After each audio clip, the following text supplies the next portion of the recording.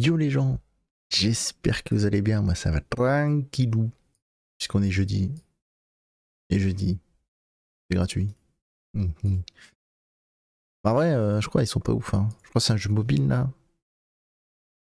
Comment ça, il y a... Comment ça? Mettre à jour.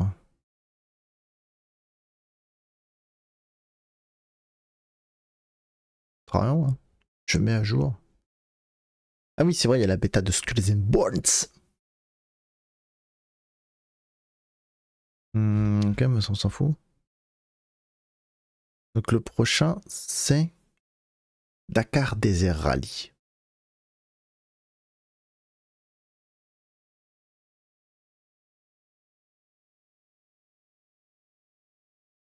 Ah ouais.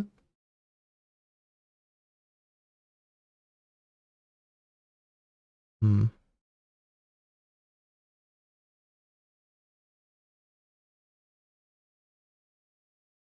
Pas.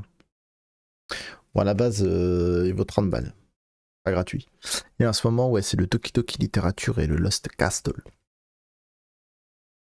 C'est des petits jeux quoi. Ok, on repart sur Tonton. Ah oui, putain, c'est Cog. Tonton Elysium. N'oublions pas Tonton Elysium. Avec notre enquêteur badass.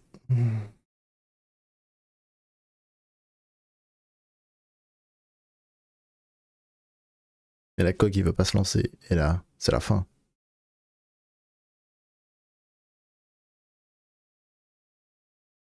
On est dans la sauce.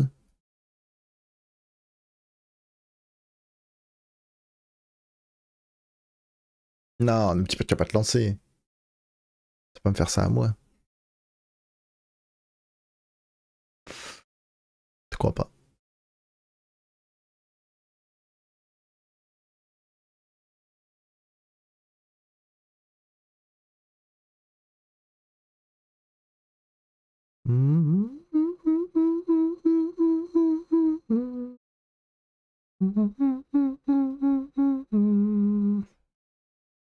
Bah, se lance pas, hein.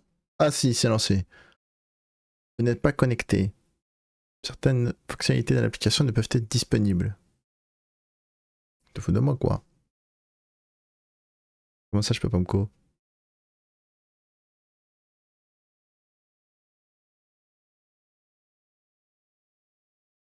Ah, je suis hors ligne. Ouais, ça je m'en bats les Ah, mais si je suis hors ligne, je peux pas jouer. Parce que bon, Cog, ils sont marrants avec leur. Non, mais ton jeu il est à toi, hein. Contre, si notre launcher il marche pas, tu joues pas. Mais ça, on te l'a pas dit. Ce secret.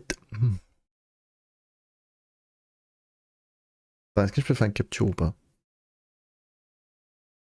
Tac. Capture de fenêtre. Est-ce qu'on peut capturer Cog? Je vais mettre. Cog.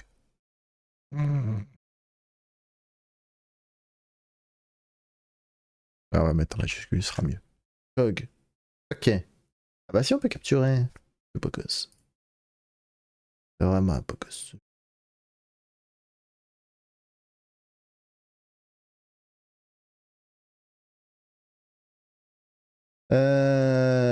Du coup, ah si, ça y est, on peut jouer. Est-ce que. Mais pourquoi je peux pas me co? On peut jouer ou pas? On peut pas jouer.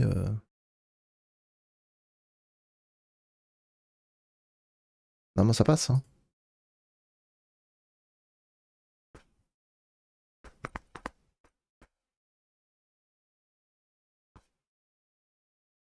Normalement.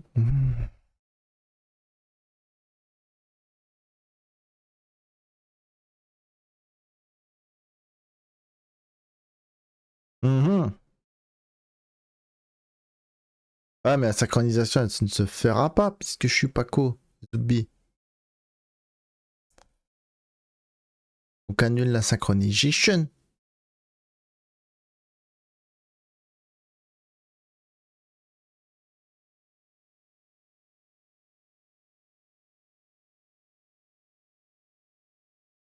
Ah, je vous jure. Ah, je vous jure.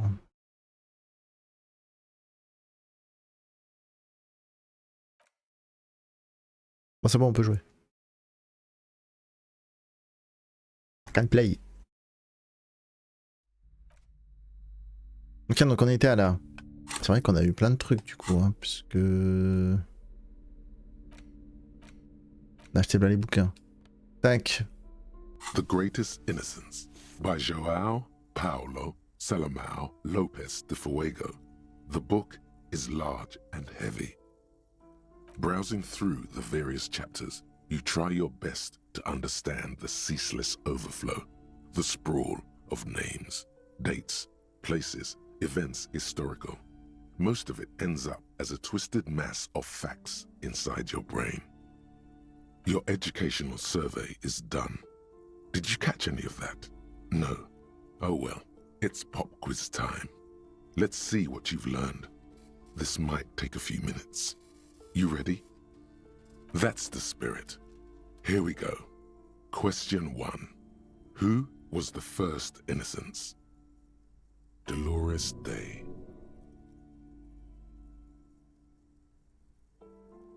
Incorrect.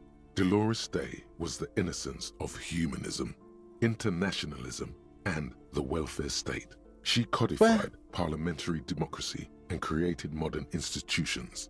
Among these, the moral intern, she was powerful and beautiful on all her icons. Attends, il y a marqué facile réussite Dolores Day. J'ai mis Dolores Day, il me dit non. Her colors are silver, white, and apricot. And when you think her name, Dolores, stomach acid rises to the back of your throat, and it hurts. You see a flash silver, a wreath, an airport bag, and blonde hair. You don't know why. Another choice, perhaps? Steer clear of this one. There's something terrible about this one. A strange sensation of loss. When she left the earth, the dust, and the ice, and the humans. That is unimportant to the quiz. Stop thinking about this. Yes, the quiz is impersonal. No need to rouse sensations in yourself at the mention of Dolores Day. Who was the first innocence? It wasn't Dolores Day. Incorrect. Sola was anointed during the previous century Oh, t'es and fou de ma gueule even ou quoi? lived to see the current one. She was an urban planner who spoke her mind and largely left history to its own devices, encouraging people to excel on their own rather than prescribing to a deified model of history. She is often called an anti-innocence.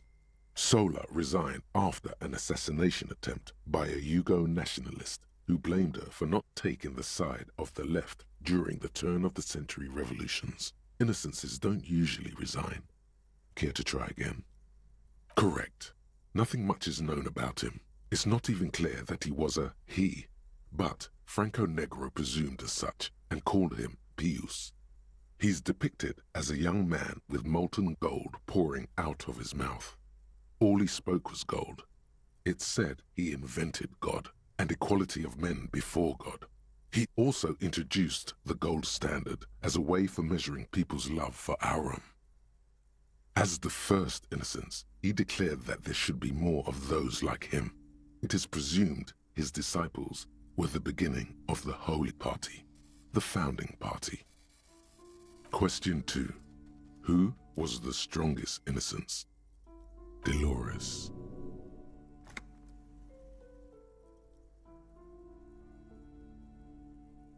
Incorrect again. While she originated many modern institutions, launched several successful expeditions, and was even critical of the innocentic system itself, and somehow keeps popping up in your mind, she is not often considered the strongest. Even though the words most associated with her rule are l'amour, la compassion, la autodiscipline, love, compassion, self-control, which could be seen as facets of strength. Would you like to try again? Please, relax.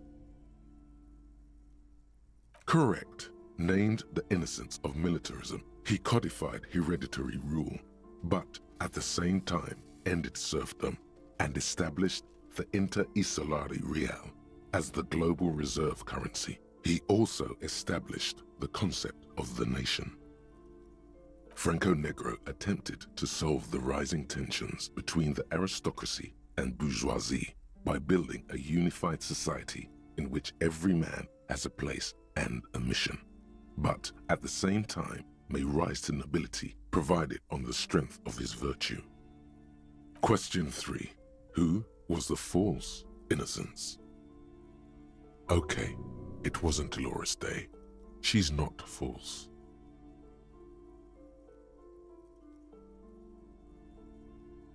Correct. There have been a number of counter or false innocences, some assumed to have innocentic qualities, some who just thought so themselves. Occasionally, they have the support of a faction inside the ecclesiastic organization, and accusations of foul play have arisen. The most famous and important of these was Ernest Pasternak.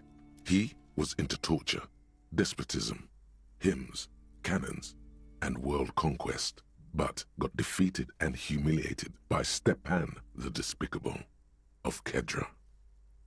Final stretch. You've come so far and learned so much. This is the most important one. Question 4. Who was the greatest innocence? The most important of them all. The most precious to humankind. Correct. The Mesk might see Franco Negro as the father of nations, but as of this century, there's been a great shift in attitude. Dolores Day has become widely regarded as the greatest innocence, a most radical change to the whole fabric of the world. Everything from inter-esolary travel to the connected world to 3 consecutive scientific revolutions can be traced back to her. Every decade that passes, she seems less human somehow, and more beautiful. And more beautiful. And more beautiful. Congratulations on finishing the test. The results and your subsequent grade have been calculated. You get a C, vaguely passable. A solid effort with nothing much else to show. Nice going, mediocrity man. You would have done better if you just left Dolores Day for the end. Dial the Dolores Day down a bit. What's going on with you?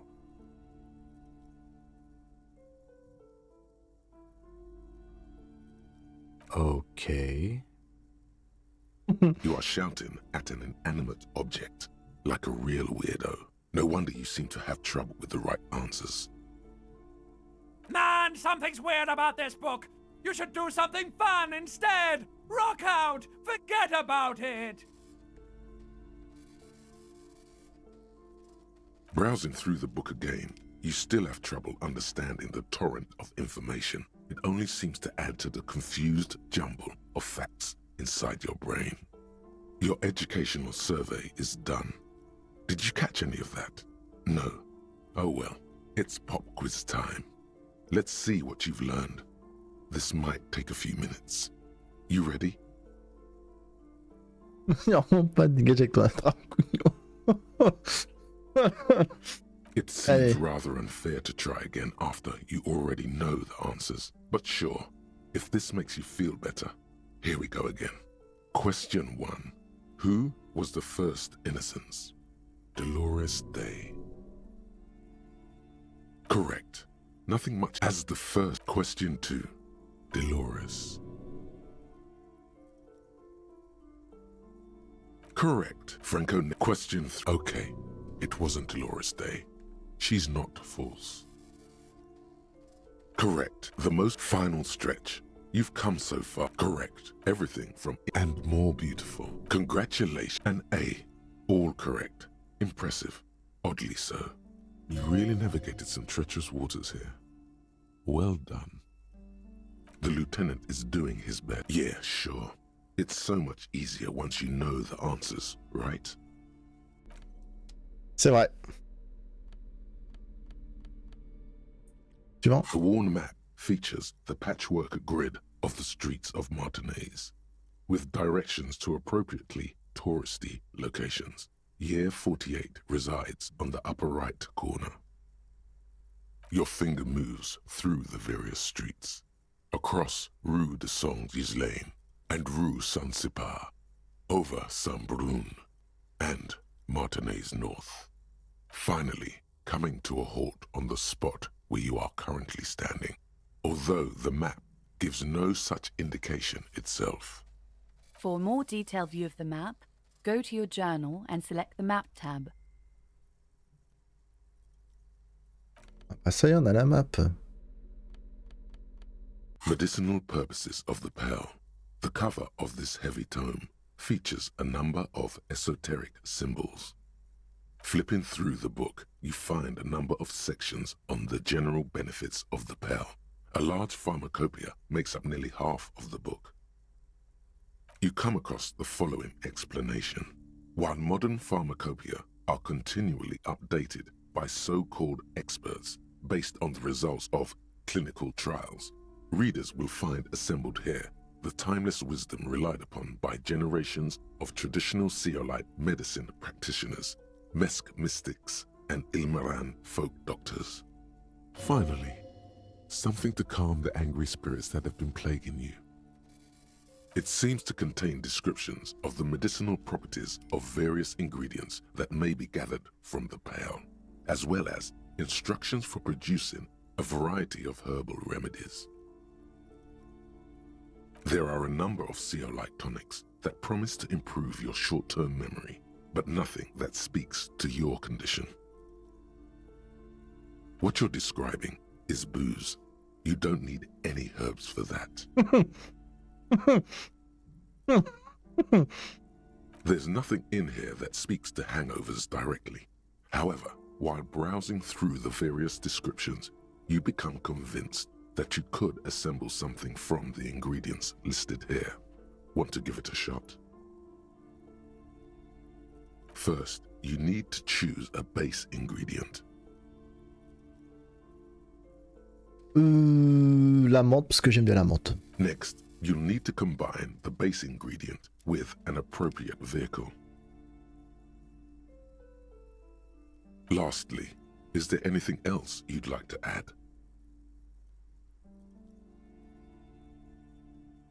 The mint and aloe vera make this poultice ideal for soothing inflammation and minor burns. It won't do anything for your hangover though. Would you like to try again? Very Attends, well. essayons. First, choose a base ingredient. Next, you'll need to combine the base ingredient with and lastly, is there anything else you'd like to add? The ginger root will help with the nausea, and the birch bark tea will help you flush out the toxins. The ginseng should give you more energy as a nice bonus. From the Pearl, of course, or perhaps from some enterprising entrepreneur, where you would find one of those though. The book does not say. Non, c'est Very pas well. l'autre avec... First, next, you le need whisky? to lastly, you've created a delicious tincture of whiskey and ginger. According to the pharmacopoeia, it should increase your energy and focus, though, in your experience, it's only done the opposite. If only you could find one of these right now and drink the shit out of it. The book said it's good for you, so it would be okay. Would you like to try again? You close the book and find yourself staring at the familiar cover once more. Ok. Tapons la discute. Attends, j'ai pas gardé une bouteille à la main quand même. Arrêtons les conneries.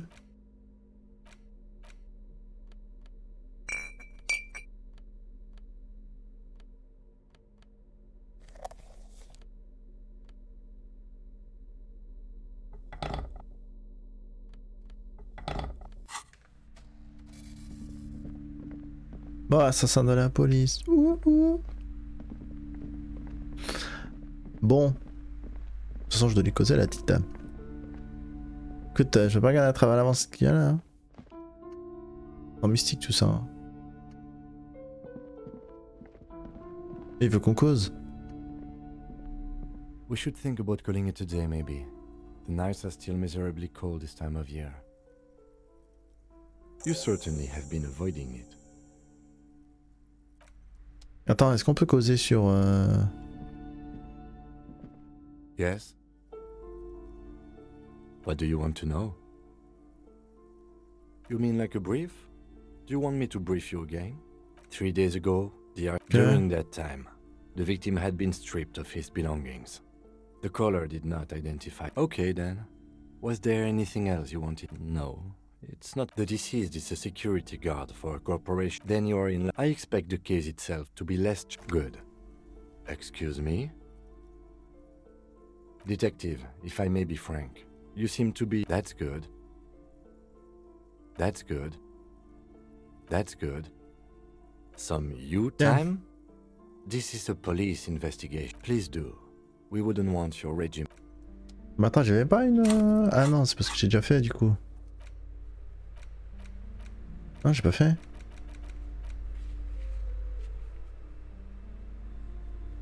Ah, faut que je revienne sur le balcon. Bon, du coup, on verra pour la dame plus tard. On va aller chicou.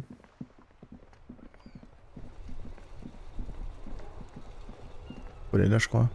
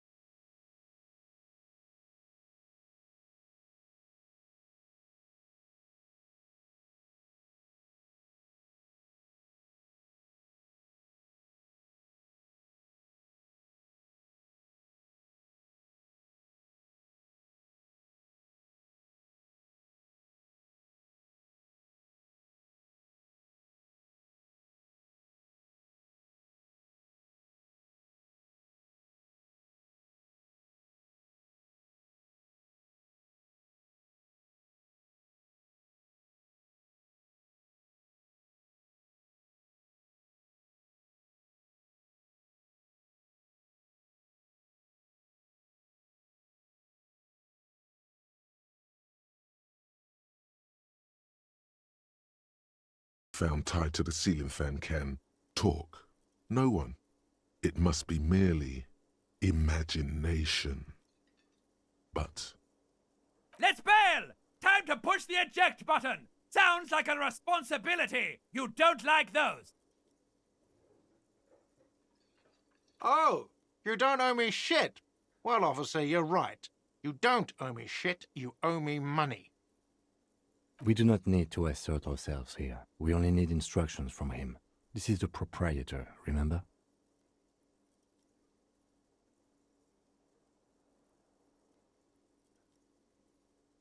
You know, I get this all the time. Some hobo comes in here or some backpacking arsehole off the boat. The next day, when they can't make their fees, they get aggressive. I just never thought I'd be in this shit with a cop. Please, just give me the money.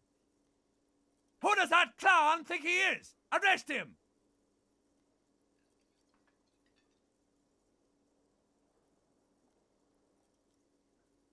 Let's see. 3 nights at a tariff of 20 real comes to 60 real. Then there's the window you annihilated. The hole in the window was the first thing I saw when I came to work. So don't try to tell me you didn't. That will be 40 real in damages. Another thing you've annihilated is half the bar. You've run a tab of 30 real. Actually more, but we'll round it down to 30 for your hard work maintaining the stability and order of Revachol. That's 60 plus 40 plus 30 equals 130 real. And yes, real is still money.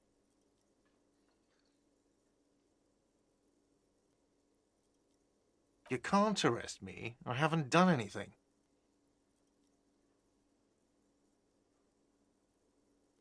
On tente. Ah, on tente. the words leave your mouth as if walking up the stairs. Everything is going fine until you reach the end. Take one step too many. Oh, so apparently I'm a bitch now.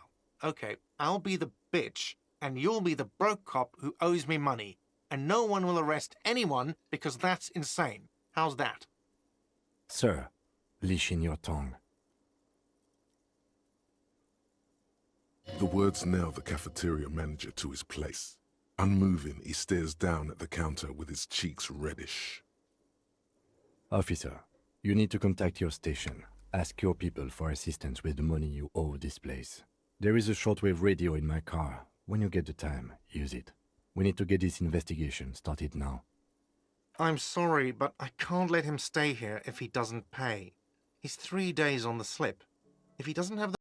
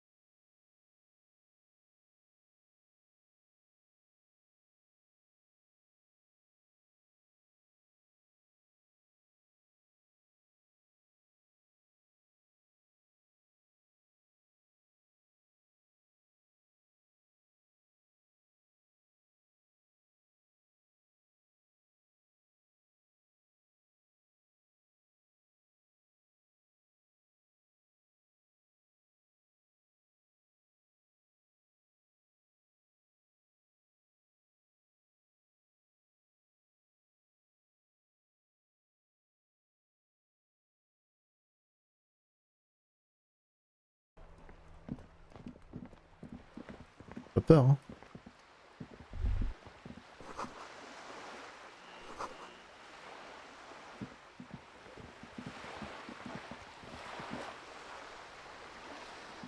Mais non, mais toi Robert.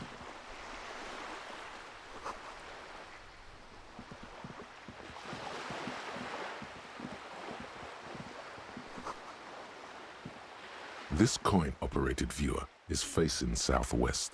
Its coin slot is full of fossilized bubblegum, rendering the machine permanently inaccessible. A thick layer of graffito covers the lenses. You spell out the word Onuk written on the other side, with N and C scribbled backwards.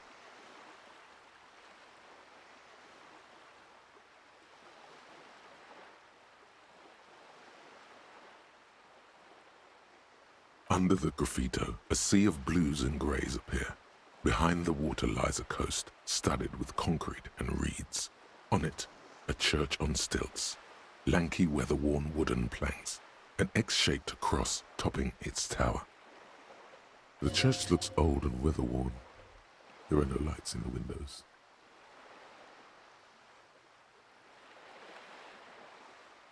The metal feels cold and wet under your palm.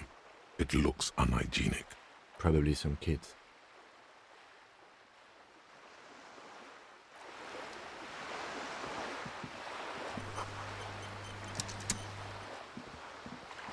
Ouais, mais j'ai pas de sac.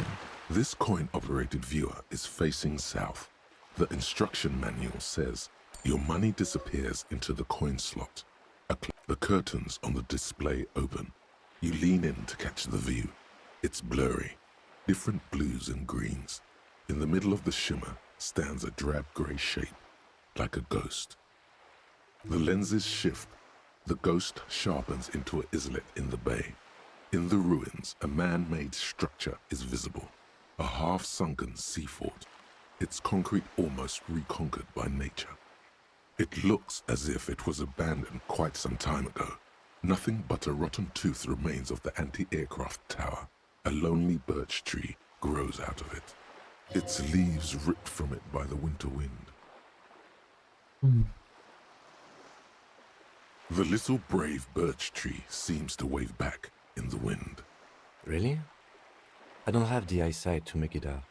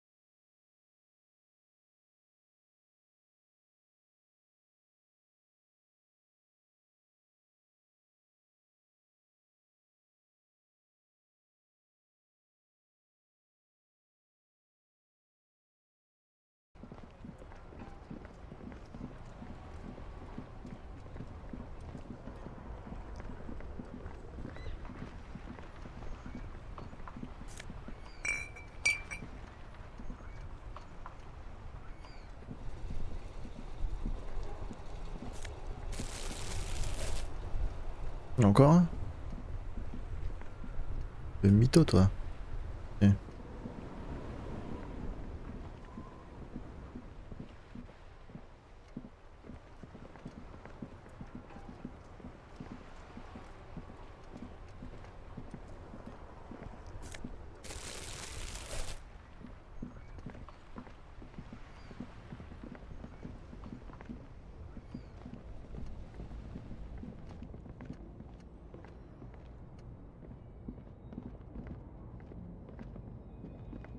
On peut passer par là.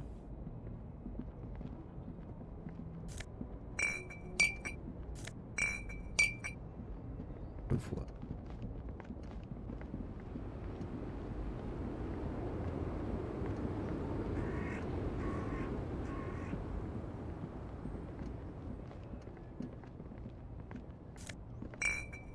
Joli 3-6.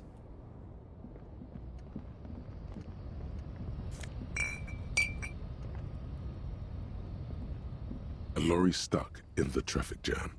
This big, heavy Grad-made machine is well kept for such an old machine. The windows are clear. They've been recently washed. You can see a lorryman's cabin with personal belongings, stickers, insignia. The driver has adorned his space with a substantial collection of peculiar paraphernalia. Proclamations about honor, strength, and purity are glued to various panels.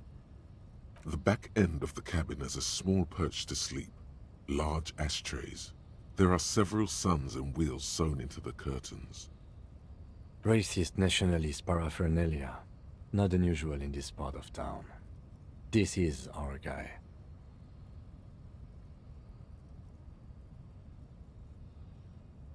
Likely, yes. This guy's proud of who he is. Drapes it all over his machine. He was acting tough before. This probably scared him a bit. Who knows when it will come in handy? A slightly scared, racist lorryman. Ok, donc c'est là où il crèche.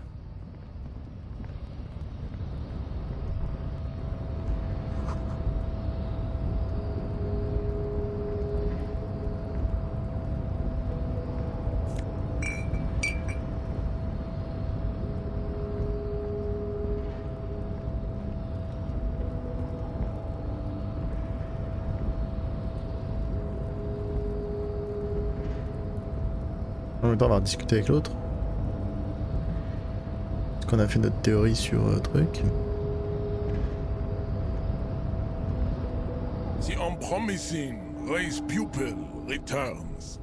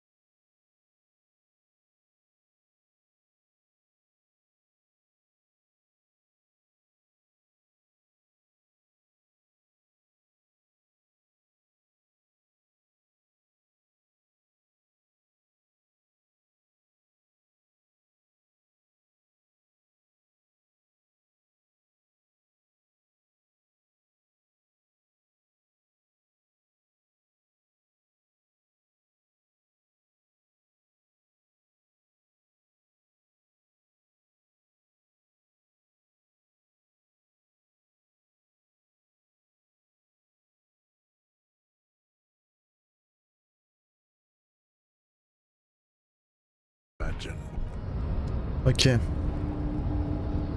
Ça c'est bon.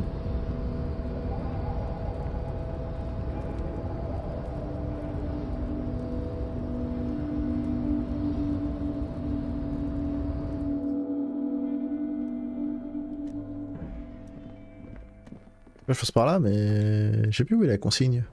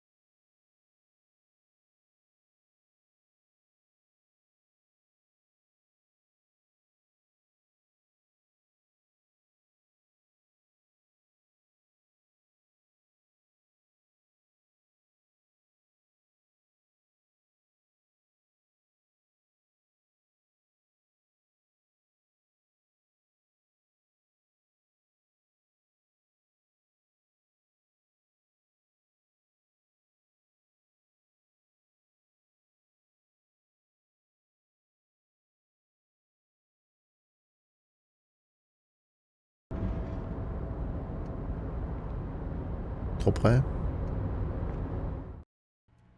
Tiens, la consigne, non?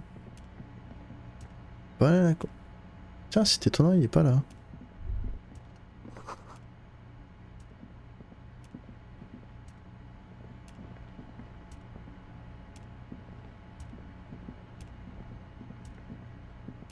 Attends, mais monte en haut.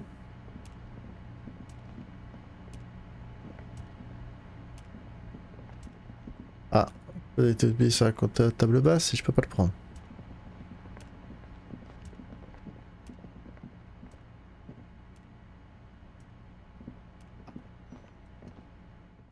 Ah. Je sais même plus où c'est.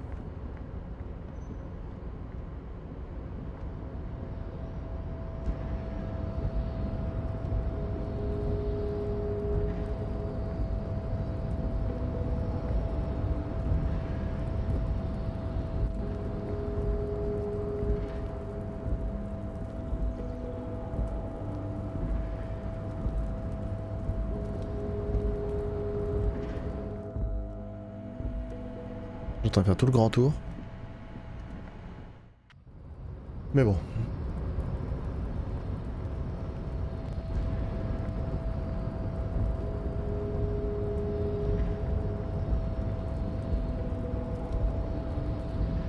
Non, mais non, mais descend, descend. Ah, si, c'est là. Damn, that felt good. Your heart's pounding nicely. You should tell people to fuck off more often. Not as a general rule, but that one was justified. Better to get the lay of the land before telling people to fuck off. That means you should do it whenever you feel like someone's disrespecting your authority. That's the spirit. Never forget.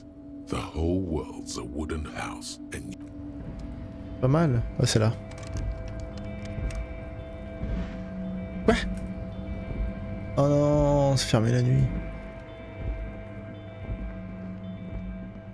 Oh non, comment je...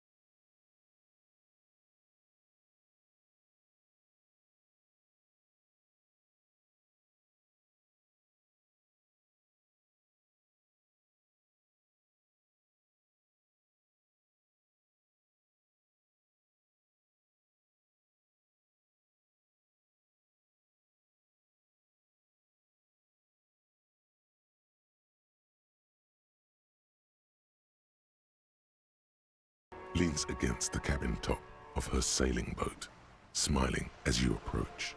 Her green raincoat glistens with droplets. A silk scarf is tied around her throat. Good evening, officers. I'm Joyce. Joyce L. Messier. I represent the board of Wild Pines, the owners of the harbour. You gentlemen must be from the RCM.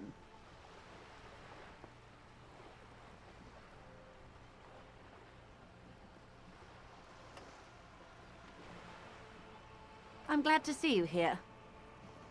I was dispatched to handle a strike, not a lynching. Anything I can do to assist the RCM in this matter, I will, gladly. That is good to hear, madame. My colleague will take the lead on this interview. I should let you know that he is recovering from an unusual medical episode. Very unusual. But I can assure you of his ultimate competency. There's a trace of irony in his voice. Mischief, even. The lieutenant is hatching some scheme. How interesting. I wish you a swift recovery.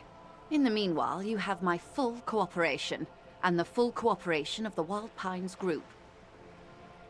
It's hard to get a read on her precise disposition, but she appears helpful. Why, yes I am.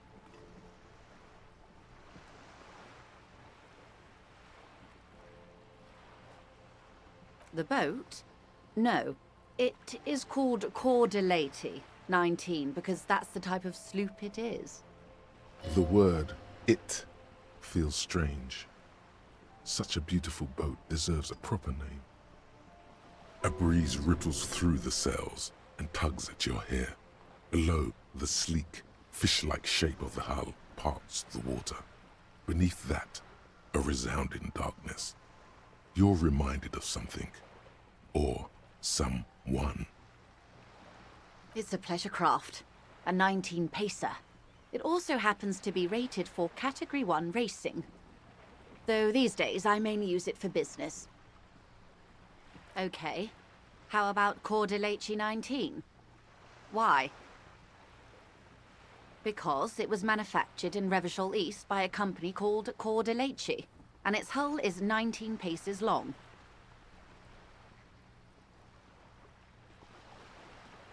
What? I think I'll stick with the factory name, but thank you. My sloop? I like it a lot. It's the eel's hips, baby. I'm enjoying this part of the interview. It has so little to do with the murder we're investigating. I really do, the lieutenant thinks. Is she thrown off yet? He's looking at the woman, assessing her. Of course there are. We're on an archipelago. How else are you supposed to get around? Yes, we are. We are on Le Caillou. We are. And the city of Revachol is on the island of Le Caillou. I haven't seen anyone else drive a souped-up Capri Kenema motor carriage either. Actually, that motor carriage has been specially issued to serve as a patrol and pursuit vehicle. It's for crossing long distances in the greater Revachol industrial harbor. It's not a toy. Neither is this. A toy, I mean. It's a machine for crossing long distances in the Bay of Revachol, between the city and the islands. She's having a good time arguing against the law. Too good, perhaps.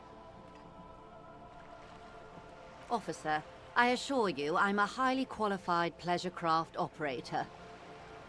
The crowns of her teeth are porcelain, white as the boat's hull as she smiles.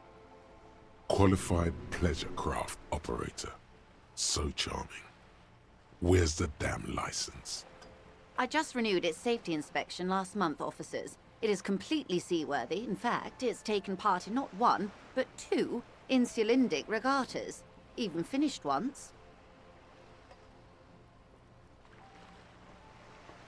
Actually, you don't. The Wayfarer Act specifically denies the RCM the authority to demand anyone's operator license. It's a little-known fact among us law officials. I was just being polite. Even school children know the Wayfarer Act. Unless it's their passport. No.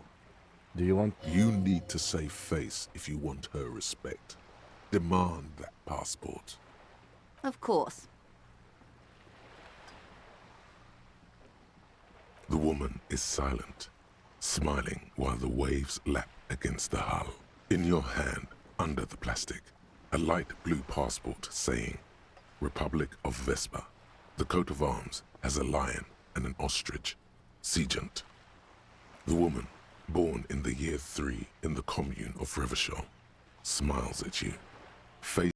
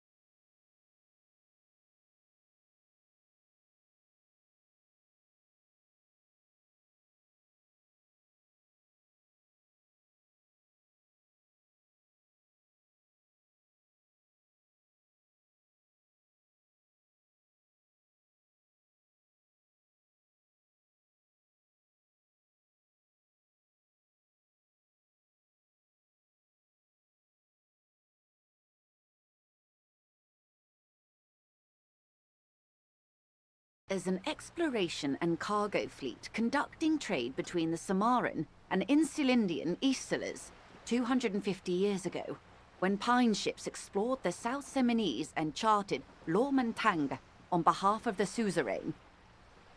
Centuries of care, deliberation, and madness have gone into this endeavor. Vessels pass through the great unrest to re-emerge with apricots in tow.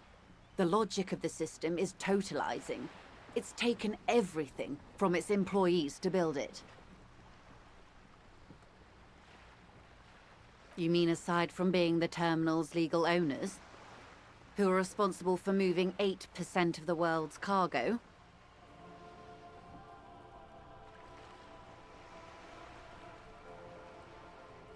There are no minor cogs in the system. Each terminal must be accounted for, lest the entire system break. Every hiccup in such a system means thousands lose their jobs, the world over. I'm here to assure that doesn't happen. with your help, hopefully, says her warm tone. Everything. Right up to, but not including, trade secrets. First, you'd have to repeal the Emergencies Act of Trade in Aliments that gives me the right to silence. It's quite the octopus.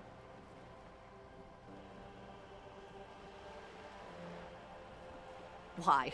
By throwing off half a century of foreign domination under the Coalition. Unfortunately for you, the Coalition also leases you the right to police West Revachol. But I am derailing us. You wanted to know about the strike. I believe the official title is Senior Labor Negotiator. In practice, I'm a grocery clerk. I relay the union's demands to Wild Pines and return with Wild Pines' counteroffer. And how are the talks going? They're not. That's the problem. The union stopped all negotiations a week ago, after that awful lynching took place. Now they won't even let me into the harbour. There's a 2-meter 20 racist behemoth blocking the gates.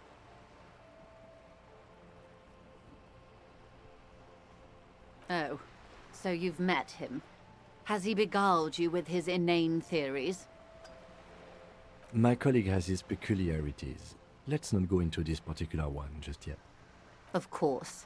To each their own. Let's say I was not making the kind of progress I'd hoped for when I first arrived. And when did you first arrive? I arrived 3 weeks ago. Yes, in the middle of February. The bay was still partially frozen then. I prefer to do these things on site, like the RCM. But the strike began in December. I wasn't the original negotiator here. I took over after Mr. Gaumont hit a wall with Mr. Clare, the union boss. Mr. Clare refused to speak with Gaumont despite concessions he'd granted the union in prior negotiations. This isn't the first time the union has gone on strike. Heavens no. There have been 2 prior strikes. Both times the union won significant concessions, including overtime pay and a medical plan. This time their demands are more, I guess you could say, aggressive. Mr. Clare told him to... how did he put it? Fuck off, midget. Gaumont is short of stature, you see. Yes. Keep in mind, this is a negotiator Mr. Clare has worked with before, and who was more than fair with him and the union. Sounds like usual aggressive posturing. There are leaflets everywhere, and banners. What did they say again? Oh yes, every worker, a member of the board. In its defense, another said, demand democracy. Pretty tame stuff compared to every worker, a member of the board. Fortunately, they explained it. Every time the Wild Pines group makes a decision about anything, it needs the signature of each of the 2,200 workers in its Martinez terminal. Just so you understand, this is but one of 22 terminals owned by Wild Pines. Essentially, not only are they kings of the company, they are also kings of the 72,000 employees of Wild Pines Group.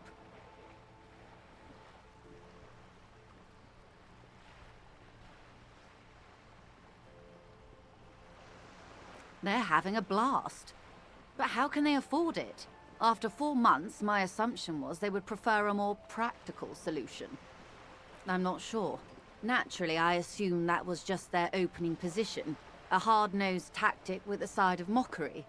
But there's been no follow-up, just the same nonsensical slogan repeated over and over again. And now, people are getting lynched, I hear. Behind the whirling in rags. A disastrous situation if there ever was one. Excuse me, from whom did you hear about this lynching?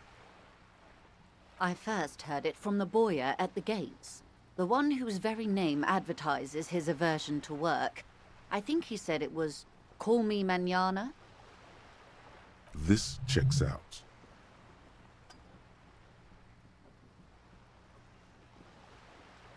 The scabs? You mean the huddled masses of Jamrock, come to plead for work where the union refuses to? If they were organized by Wild Pines or its affiliates, then it would be a company secret. I could not share it with you. Not Everard Clare is a man of the utmost integrity. If you can say one thing about him, it's that he always puts the interests of the workers first. Of course not. Everard is fantastically corrupt. I imagine he has a thick, viscous goo where you and I have blood.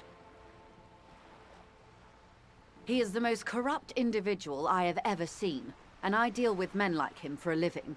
If there is anyone more venal, more irredeemably nepotistic, then it's his twin brother, Edgar.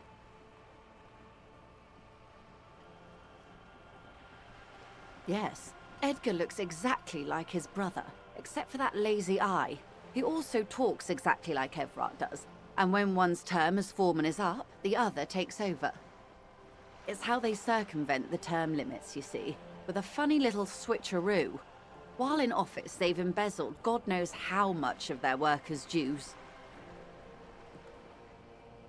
The Débardeurs Union was once a perfectly normal institution. 20 years ago, anyway. It must not have been easy to establish under the Emergency Act, but they did it. I can respect that. Organized labor at its best, as they say. Then something happened in the local chapter elections. The brothers Clare came and transformed it into a... how do you say? A mob. The Débardeurs are a crime syndicate. Sad as it may be, we are forced to cooperate with them. Refreshingly honest, officer. The company has tried appeasing in the past, but I'm afraid our concessions have only emboldened Everard and his brother. And your opinion, Detective, if I may ask? I'm a curious and talkative person, you see. Would you say the Débardeurs Union is...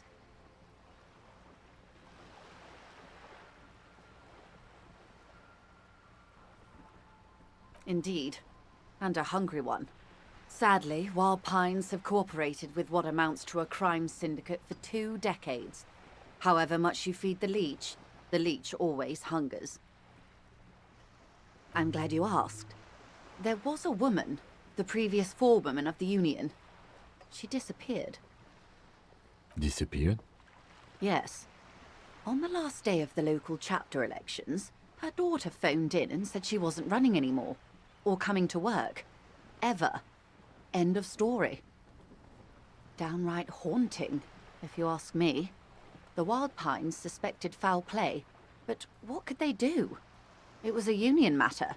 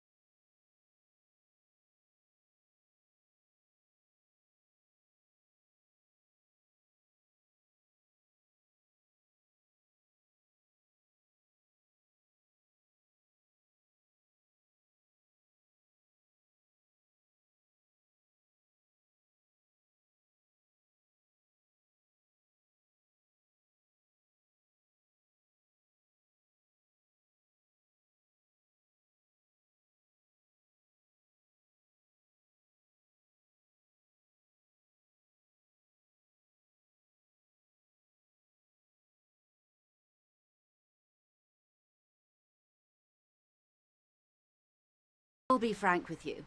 If I'm going to break protocol, I need to be able to justify it to my superiors. They're going to want to see something very tangible. You're in, but expect her to drive a hard bargain. Reports from inside Terminal B suggest it's a hub for the local drug trade. This is an open secret in Martinez. The Union controls the terminal, so it goes to reason. They're profiting from this trade. The company has tried looking into this matter before, to no avail. Perhaps someone with your authority and resources might turn over the right stones. Or you can recover your badge, though if I may be blunt with you, it sounds like that may be a lost cause. Detective, a word in private before we continue.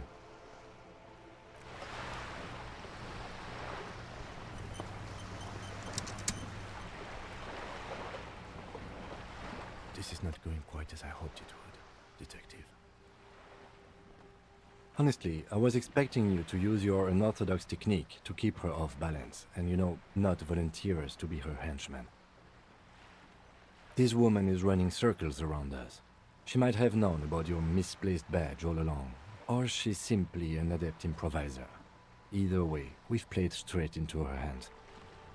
He doesn't let it show, but there is a limit to how much the consequences of your unprofessional behavior can cost the investigation.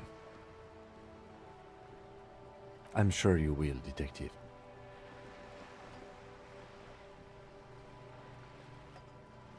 No. If there is reasonable suspicion, we must investigate. Otherwise, she could claim we are siding with the Union, or that we are on their take. We'd never hear the end of it. What I propose is, we ask her, then we investigate, briefly. But do not share the outcome of this investigation with her. We tell her it's done and demand for her information on the lynching.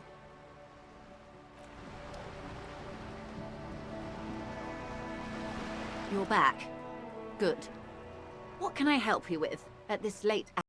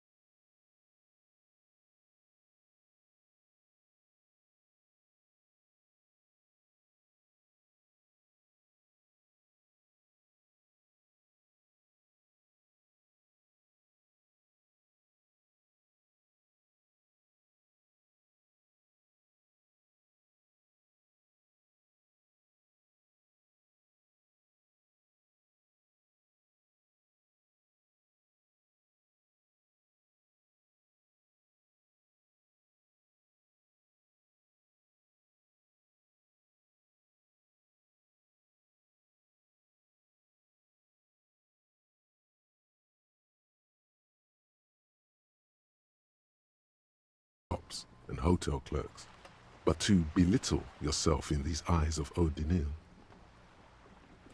Oh God, the lieutenant is here too. Do not dishonor the force. As I was saying, if there's any way I may be of assistance, please don't hesitate to ask.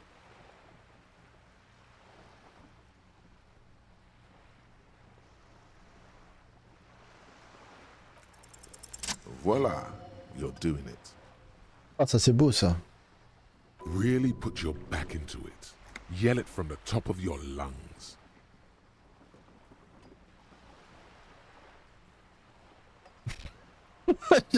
C'est si pauvre. Ça n'a jamais pour vivre. Je vais avoir un peu d'argent, madame. Of course. How much do you need? She's surprisingly nonchalant about this. Could it be that she somehow knows more about your predicament than she's letting on? That's a good sum. Not too small, not fantastically large. She removes a few notes and hands them to you. The paper is cold and oily to the touch. Whoa, whoa! Did you see how easy that was? Ask her for more. Toot toot, train to Moneytown. Can you eat honor? Are you an honorvore? Give me a break. So, I hope I didn't just bribe you, officer. It may not be technically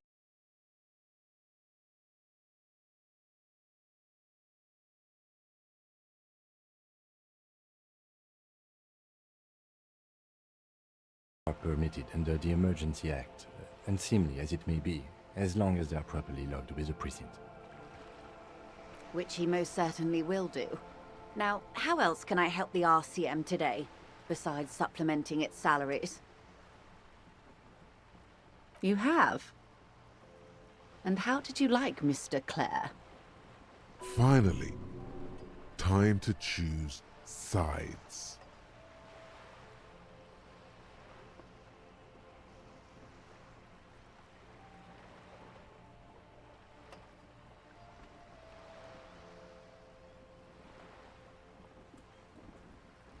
Oh, come on now. He has his uses. How else would he have stayed in power all these years? Or wait, actually, corruption. That's how he's done it. Fantastic, worm-like corruption, reaching into the bowels of the earth. The position of my unusual colleague does not reflect official policy. I hope you understand. The RCM does not pick sides. Of course. And I don't expect you to share anything he told you with me.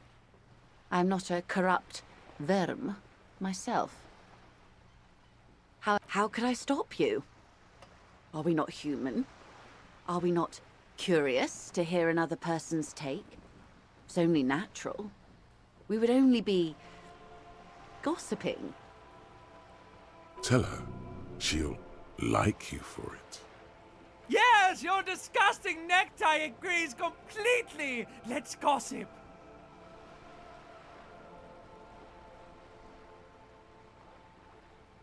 Weird. Oh no. One of the positive things to come from the revolution is the unhindered exchange of information, you see, even when it comes to trade secrets. Which isn't to suggest our talks constitute corporate espionage. Even if they did, it would be fine. But they don't, since you logged the money as a donation, and this is clearly just gossip between friends.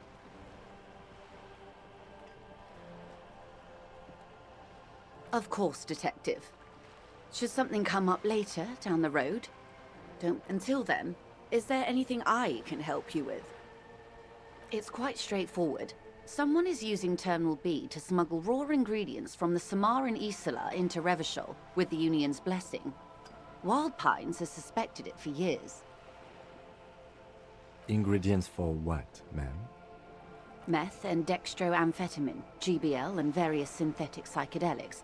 Honestly, it might be quicker to say what you can't make from the stuff. Shit, yeah, baby. It's the party pipeline. Why would you want to shut that down? Yes. After they clear the terminal, we lose track. The actual production is taking place at various sites in and around Jamrock Quarter, north of here. Wild Pine seems to be well apprised of the local drug trade, ma'am. Do you mean to say the Union also produces the product? Sells drugs, I mean? We're in logistics. It's our business to know. And no. As far as the company knows, the Union does not produce it. They transport the ingredients for a cut. Yes, but you won't get anything out of Evrat and the Dock Workers Union. Still, every chain has its weak link.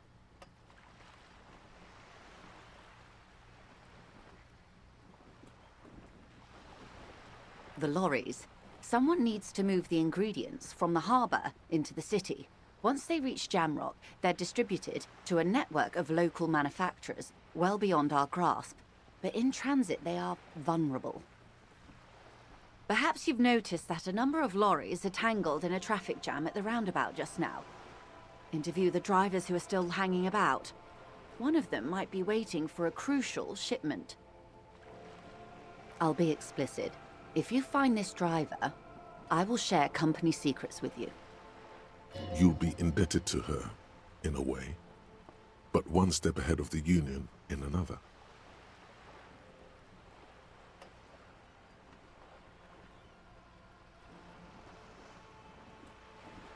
We did. On more than one occasion. Apparently, there's some sort of inter-precinct disagreement about whose jurisdiction this area falls under. We know the company has launched its own probe into the union's alleged involvement. We also know it's come up empty. It's not just the RCM. No one's been able to find any hard evidence. Well, here's your chance, officers. No. We asked East Motor Track to raise the drawbridge. The road company is a partner of one of our subsidiaries. However, this is a limited time opportunity. Once the complaint has been processed by the Trade Committee, they'll have no choice but to lower the drawbridge, and the operation will continue. Thousands of litres of raw ingredients will pour onto the streets of Revachol. Not the east across the river, but the west. The vulnerable, the weary. A cold breath rushes in from the bay, making its way down the alleyways and potholed streets. From Martinez to Jamrock, in the traffic you hear the clinking of glass vials, concealed beneath tarpaulin. Or is it just your teeth chattering in the cold? A lot of it. It comes in from large Samaran factories in South Safre, Sigai, and Sinyao. The literage they must get from this terminal alone must be oceanic. Well, at least this solves one mystery. What is that, Lieutenant? Why I had to call East Motor Track and beg them to open a drawbridge for me. I'd wondered since I first drove in, on my motor carriage. I am sorry for the inconvenience, Lieutenant Kisaragi, but we need them trapped here. This is a unique opportunity. I'm sure you understand. How do you think they're financing this strike? There are thousands of unpaid dock workers going strong for the 4th month straight. There was a shakedown of local businesses preceding the strike.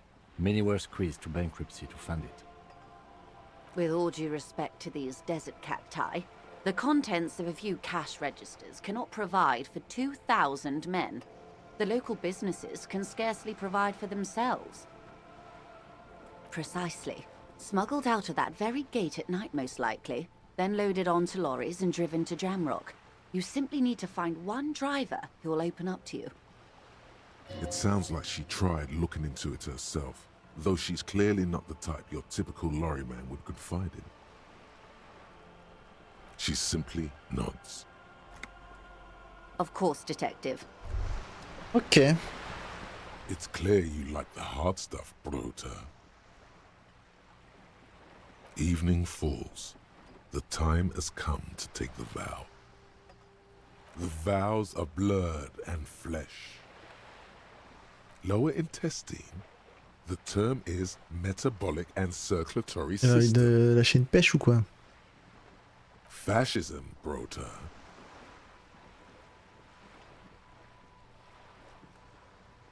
Many things, but it's mostly about trusting your gut. Who does your gut tell you is the source of Revachol's problems? Yes, them, but also women. Women, men of war. You don't like them. They're insane. Their idiocy needs to be scrubbed off this world with rubbing alcohol. Woo men need to go back to the fucking kitchen. That's what fascism boils down to. The rest is also important. But the main thing is that woo men need to know their place. Stomach truth. You're having a stomach truth. Because you've said the hard things that others won't say, the good things, you've said them many times. Okay, yes, let's call it that. Good thinking. You're going to keep your views, right? Keep your views, Brota. For the nation, smart. Best not to mention the woo men too often. That's why you're the head and I am the stomach. Of course you are, Bruta. Of course. Le gaz se forme. Et tu lâches ta caisse. Eh ouais, mais c'était cramé. Mais c'était cramé. Pété. Du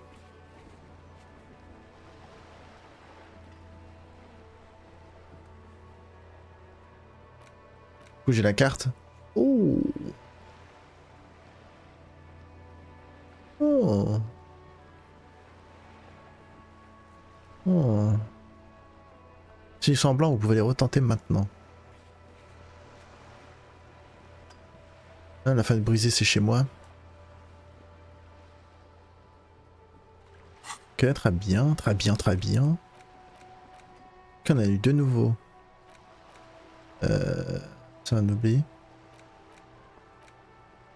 Un talent suffisant? Oh, mais non! Si je veux l'oublier, il faut que... Mais non!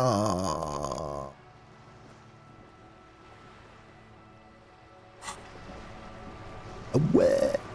Bon. Ok, donc elle est là, la crèche là. Très bien. Ça change pas, on peut pas y aller puisqu'il faut passer par derrière. Ça, c'est gaze. On se casse. Ça marche pas. Bon, je vais mettre dessus, je peux payer mon loyer.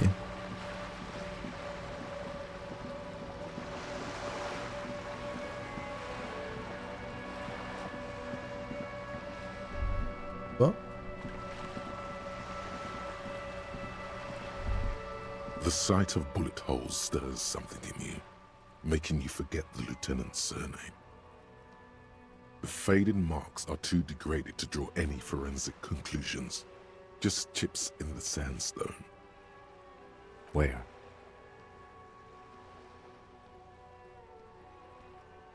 There? Those are old. These bullets were fired during the Revolution, over half a century ago. They do not warrant investigation.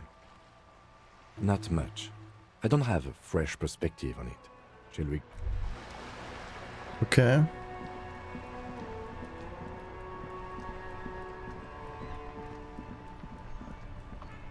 Attends, le banc... non, le banc c'est tout seul. Hein. Si, on va payer sa chambre d'hôtel. Attends, est-ce qu'on fait... Est-ce qu'on continue à interroger le soir ou pas? Can I help you?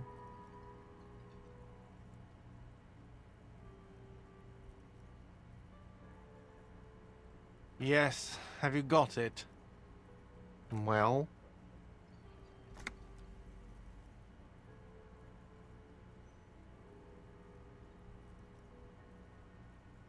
Great, thank you, officer. That's all I wanted.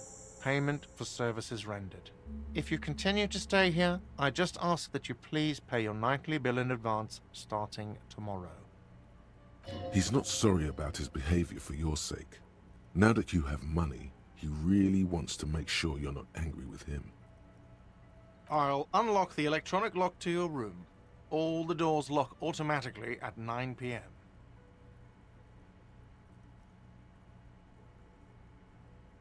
Please pay for each night in advance starting tomorrow. 20 real per night. I'll take a room here too. Of course. Always happy to have officers from the RCM as guests. Anything else I can do for you? Mine? No, it belongs to the Whirling in Rags. Thank you for clearing that up. Why do you keep the container locked? Why? To keep the hobos and drunks out. That's why. And the neighbors too. They put their trash there and they don't pay for the garbage company. I thought as much.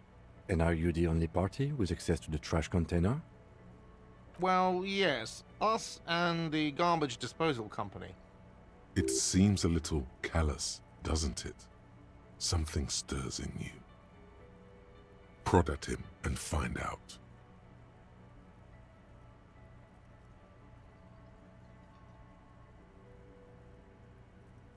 What do you need them for? It concerns the case. Please cooperate. Just bring them back once you're done, please. Ok. C'est quoi ça? What thing? Yes, not the whole damn union, thank God. Just the nastiest and loudest faction. They come here in the evenings. Dumb, unruly types. Think they're big shit. But they're good customers. They place big orders and always pay on time. He hates the Union, but grudgingly recognizes its power over him. So he's directing his frustration at you instead. Retaliate. I don't. I'm simply providing a service, or really facilitating the offering of services to paying customers, and it doesn't matter. I don't have to explain myself to you. We should find out who this Lord faction is, occupying the booth. Loudness means talkative, and we need info. We don't. We have to wait. They'll show up sooner or later.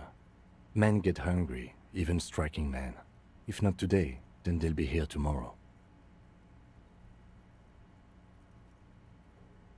What? By the way, you should come back to this thing-based questionnaire if you see anything interesting in the whirling later.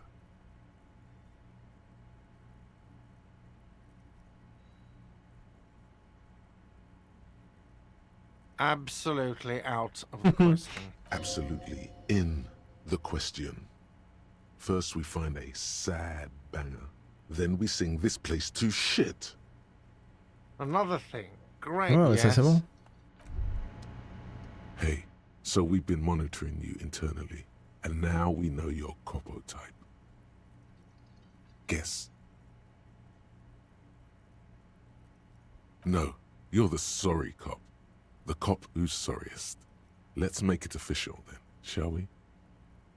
Huge lack of enthusiasm going on in here.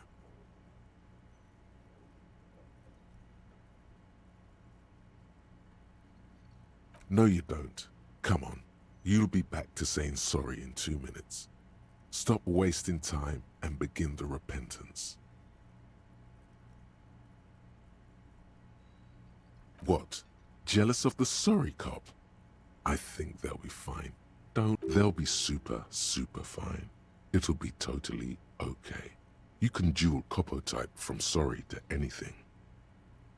Of course you are. It's okay. See if you can get something out of this, like info.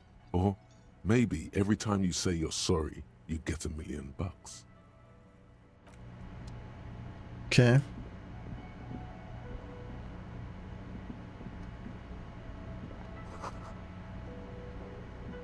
Ah ouais, c'est pour ça que c'était ouvert tout à l'heure. Ok, Roberto, est-ce que t'as quelque chose de plus ou pas?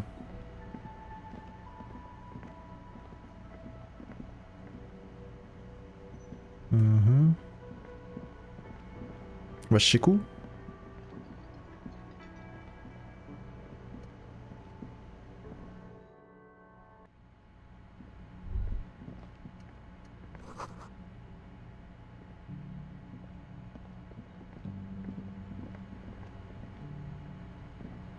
Attends, c'était pas elle où il y avait la meuf?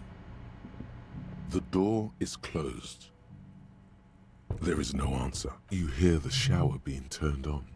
Somewhere inside. A tremendous loneliness comes over you. Everybody in the world is doing something without you. The door is mute and indifferent. Your despair is a joke to it. Still no answer. This door can only be opened with a key or from the inside. As you hold the metal, you sense the warmth left there by her hand. Ok. Pareil, ça on peut pas. Non, parce que ça doit être chez lui.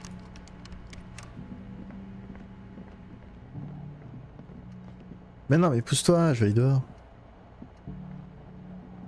Récupérer ma pompe.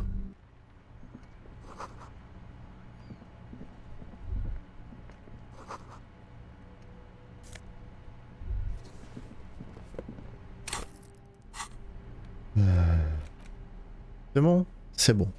J'ai mes 2 peupons. C'est pas mal.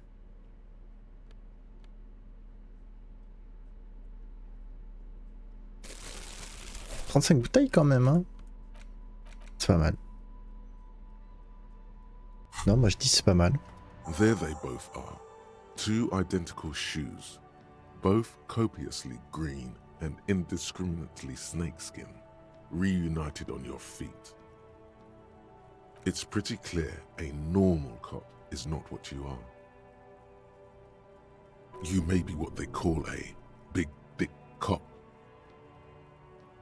Good, they're balanced, comfy. Feels like the only good thing about you right now, truth be told. Ah ben, j'ai retrouvé mes godasses. C'est plutôt pas mal. On a quoi faire. Ou toujours...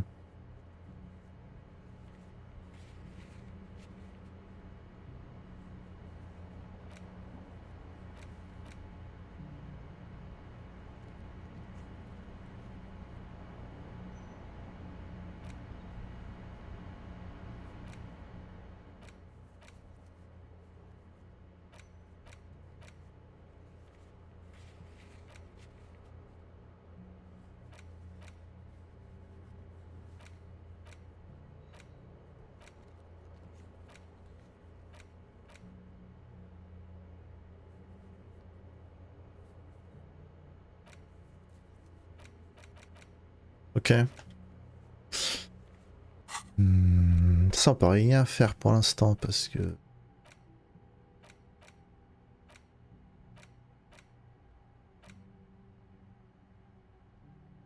Un point de talent là? Ah.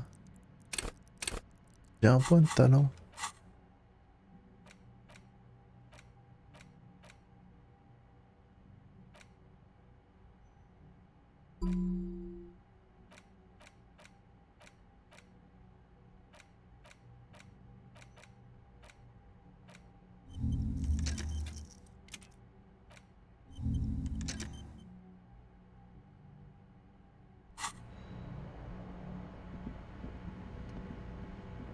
This is the door to the room you redecorated. Just a moment. You had some questions earlier, I believe. And besides, we should discuss our progress on the investigation. Let's go out to the balcony.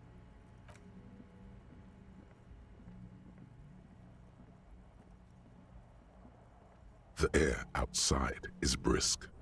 The lieutenant is silent for a moment. He listens to the traffic hum. Then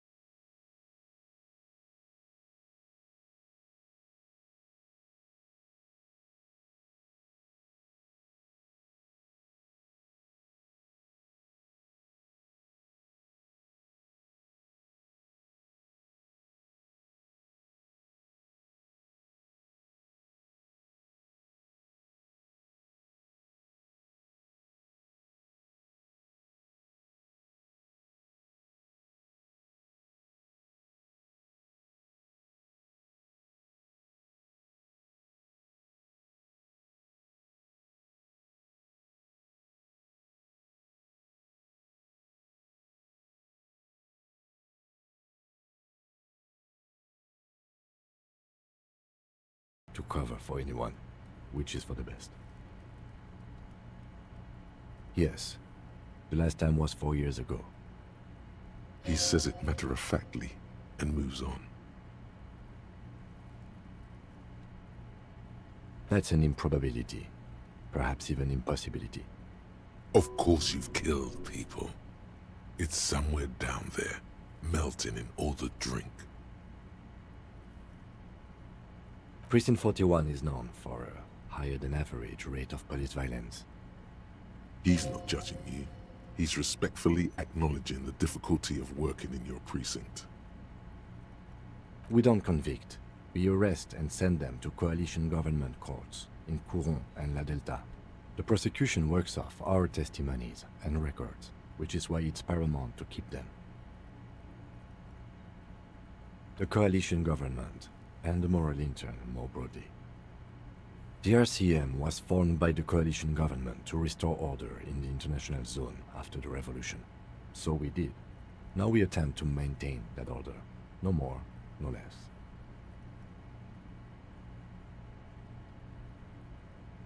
Or perhaps it is better to say we were allowed to form. It's a point of contention whether the citizens of Revachol or the coalition government founded the RCM. Be sentimental if you like. Either way, the moral intern leases us the right to keep the peace in this city, and they will take it away if we misuse it. The Moralist International are the world's largest political organization. You know who they are. They have been running this place after the revolution failed.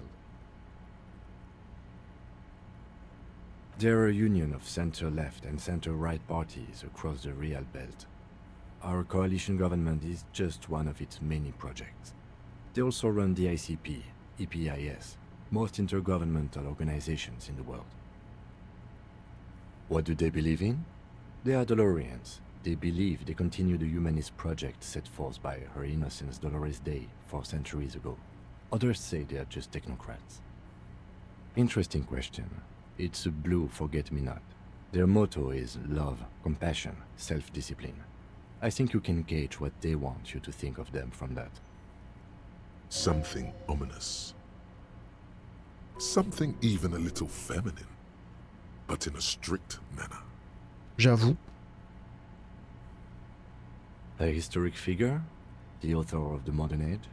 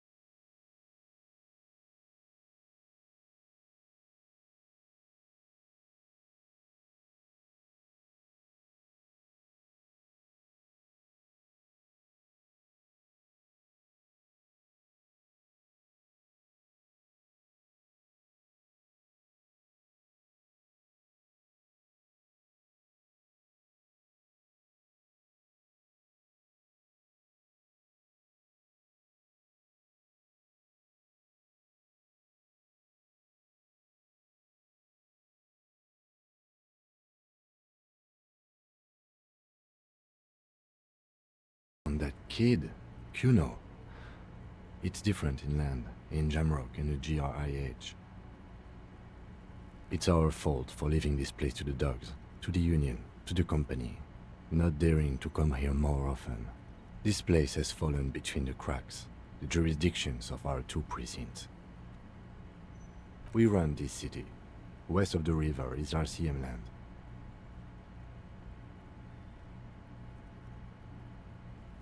It's incredibly hard. Human beings are... But we are in control, and it's worth it. The organization works, our systems work. If they didn't, the city would disintegrate. Night. Captain Bartholomew Price steps into the yard. A piebald horse waits by the motor carriage, chewing oats out of an oat bag. Seagulls fly overhead. The sky is black. Captain Price wears a black suit and a standard patrol coat as he mounts the horse to head home. Rows of houses on either side, hunching over the sidewalks, and Precinct 41 with its dome roof growing distant. Around him, the streets are silent. A kid on the corner waves at the captain as he takes the turn on Petition and Main. The horse neighs. The captain nods back. Thanks, kid, he thinks. He's grateful.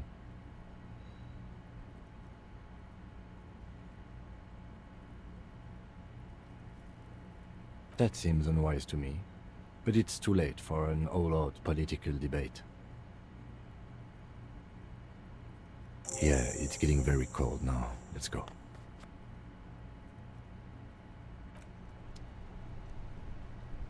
Ok.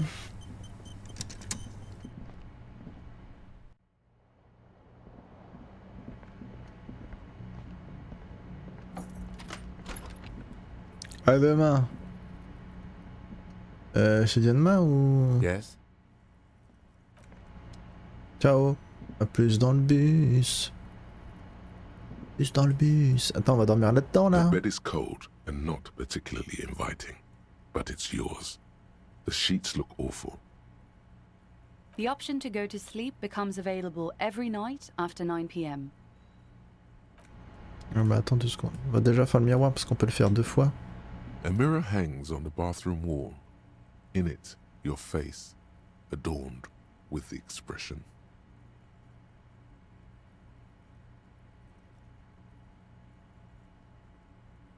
Oh! Bon, attends, je l'ai. Je suis pas jeune padawan. Pince. On A va partir? mirror hangs on the bathroom wall. Quoi? In it, your Consent. face, adorned with the expression. The chain cutters slip out of your hands as you attempt Bitch. to twist the faucet into place. Well, you know one thing for sure. You've probably never been a plumber. Like the rest of you, it comes from a bad place somewhere in the past. That's all you know for now. Still not happening. It won't come off that easy. C'est honteux. C'est vraiment honteux. Alors attends. Parce que c'est bien beau, c'est bien beau, c'est bien beau. Mais... Ouais, y a que dormir. Attends. Y a que dormir, hein. La fenêtre brisée, c'est facile en plus, hein. Eh ben. Ça n'était pas si c'était facile. Ah non, il est là le miroir. Ah. Ah non, le miroir est impossible. Ah non, la fenêtre, c'est ça. Putain, je suis trop con. The window stands broken in its frame. Ah Cold bah wind oui. blows in. Bah oui. The shards face outward. Whatever broke this window came from the inside. A fine web of scarring covers the back of your right hand, but none of it is recent. More likely a projectile than a held object. There are no fragments on the floor from pulling a tool back in after impact. It is too large for a bullet, yet too small for a piece of furniture. You're looking for something heavy and larger than your fist. The shoe you found on the balcony fits the hole almost as well as your foot. It would have also been heavy enough if thrown with force. Congratulations, you smashed the window with your own shoe. You mean someone else took your shoe off and smashed the window with it? And maybe, just maybe, you succeeded. We'll never know. Or maybe you were trying to smash your own reflection in the window pane. Ah. Maintenant, il veut que je brise machin. Attends, on peut le briser du coup? A mirror hangs on the bathroom wall. What? In it, your face, adorned. What? Attends, on peut pas? Ok, donc à part aller se coucher, c'est tout ce qu'il y a à faire.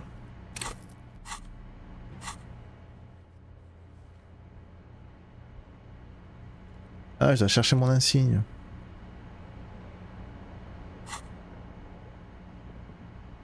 Mais bon, on va aller se The coucher. bed is cold. The sheets feel at once coarse and clammy against your skin. The bed sags beneath your weight as you stretch out and finally close your eyes. And then sleep. And then sleep.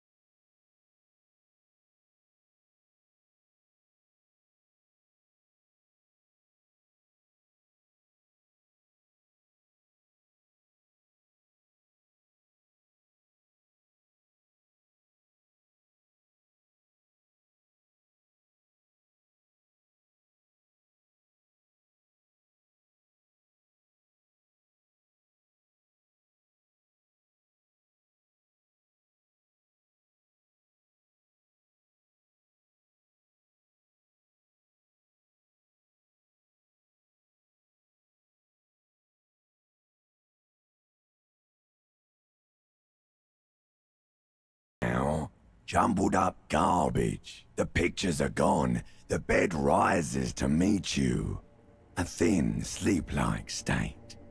More glass than velvet, grinding in your head. So something is wrong. Sleep shouldn't be this bad, this dry, this unnourishing. There's something wrong with your thoughts. Some kind of new type of hangover. Oh yes, party boy, and it's worse than the one before. Just think of the shit you saw. Here it comes too.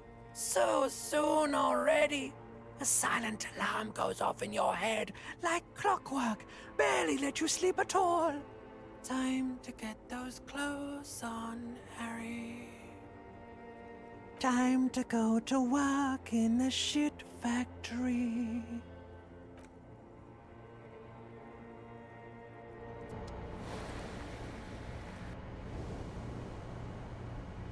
Ah ouais.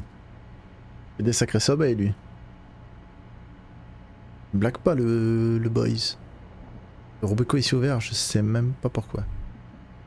Good going, buddy.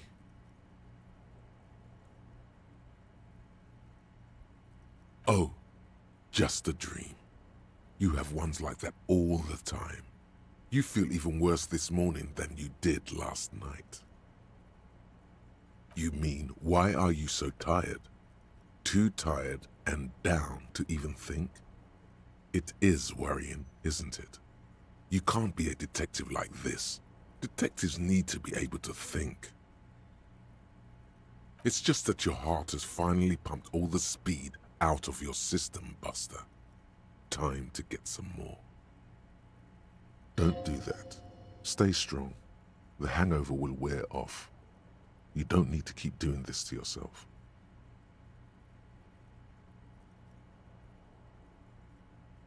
Are you sure? Ready to live as this pathetic shell of yourself for days? Basically, a week. Let's be honest, 2 weeks.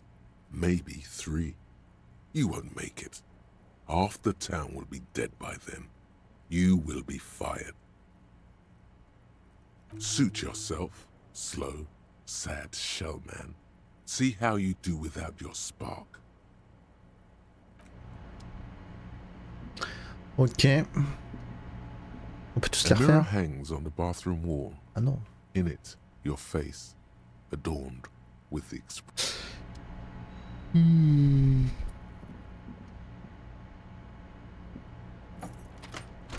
Chercher mon poteau.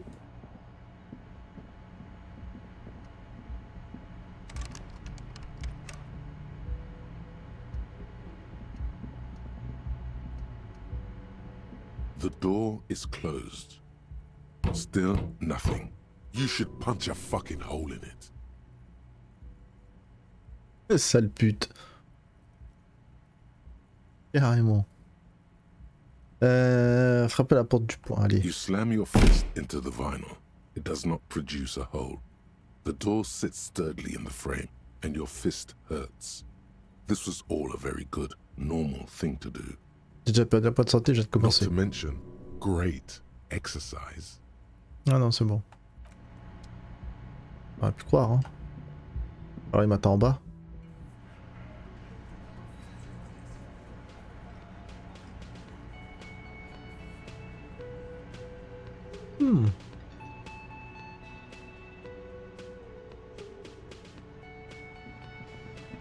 Viens, parlons avec Robert.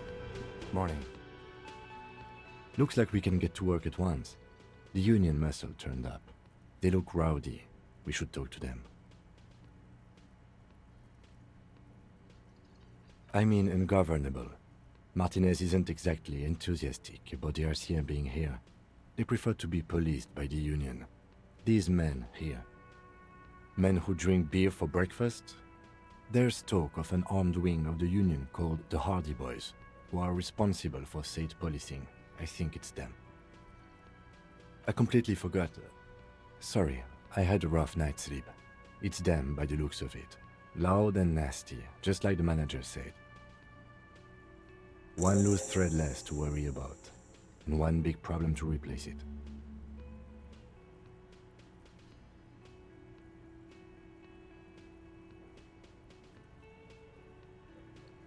Okay. That would just escalate tensions. No captain would sign off on it. Solving one murder isn't worth a conflict between the RCM and the Debarders Union.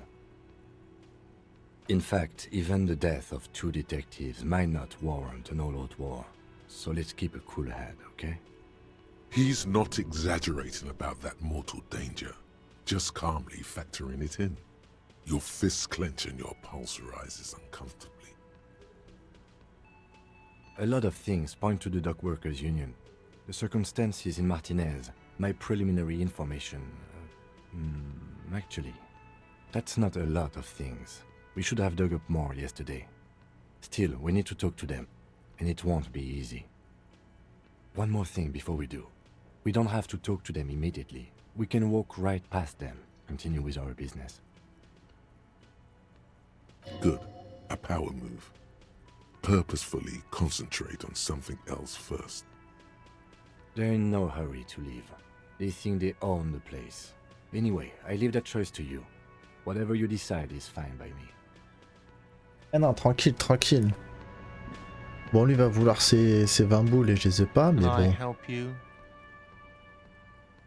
Donc tu vas attendre. Wow. Just a moment, officer. And there's no public phones nearby? The closest phone booth is down the coast. Sorry for the inconvenience, ma'am. It's fine, I understand. Thank you anyway. Now then. Please don't trouble yourself about me, sweetie. I was just hoping to make a call, but the Whirling's phone line isn't working. The union office probably has a phone, but I can't really get there or to the phone booth down the coast. And Gary's phone is dead too. The manager was vague about it. Lieutenant Kitsuragi, may I ask what you needed to use the phone for, madame? To let the young woman who's house-sitting for us know that we may be delayed. Morel, my husband, and our friend Gary were supposed to get back by Monday night, but they're still missing, and I haven't heard from them. I was also hoping she'd heard from Morel. Oh, forgive me for not introducing myself.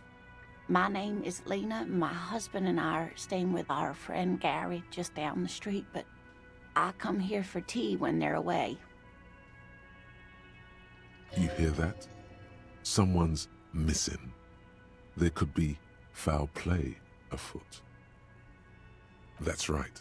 Now skip the foreplay. Time to dive into the dark alleys. Start shaking down the usual suspects. You know, legwork. Doing some good will alleviate the hangover. At least you're of use to someone. That's just it. This isn't like him at all. He always plans his expeditions so carefully. A cold breeze hisses through dense thickets of reeds. Something sweet in it, somnolent. A damp chill goes down your spine. When you look around, you're still in the whirling in rags. But you have more important things to worry about. Just some field work, sweetie. Morel is a highly trained scientist. He and his assistant Gary are studying an extremely rare species of insect. But they should have returned by now. They were just going down the coast across the water lock to set a few traps. He said they'd be back on Monday. What could be keeping them? The water lock, that was broken. Could this be it?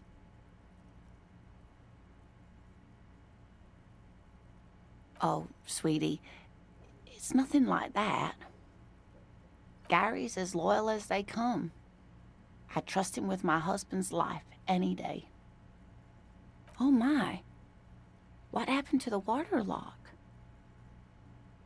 Oh, sweetie, If it weren't for you, I'd be looking forward to another sleepless night. Thank you from the bottom of my heart. You're welcome, ma'am. I hate to ask, but if your investigation takes you to the other side of the coast, please do keep an eye out for my husband. This will surely lead to a cryptozoological mystery with that extremely rare insect. And if you see him, let him know Lena is waiting for him here at the Whirling. He gets so tangled up in his work that he may not know the water lock's been repaired, and it's cold out there. Oh, you're such a dear. Thank you, sweetie. Oh, yes. A zoologist. A cryptozoologist, to be more precise. It's a pseudoscience that attempts to legitimize research into mythological beasts and urban legends. That's one opinion, yes. And people are entitled to their opinions. C'est pas tout à fait ça, mais bon. My apologies, ma'am. I did not mean to undermine your hobby. It's not a hobby, dear. It's a subfield of zoology, one specializing in animal species that are so exceedingly rare that many assume them to be extinct or even fictitious. Searching for such species called cryptids is difficult and often thankless, and frankly, many scientists are too lazy to do it. Universities these days are rarely interested in supporting real research.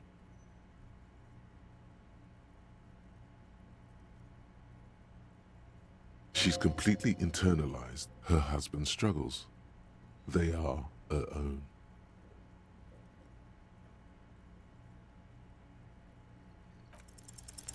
There's really no point in manipulating anyone. She'd be only too pleased to tell you about her work. Go on and ask. Oh, I'd be delighted. Truth be told, I could really use the company too. One cryptid, not a couple. One.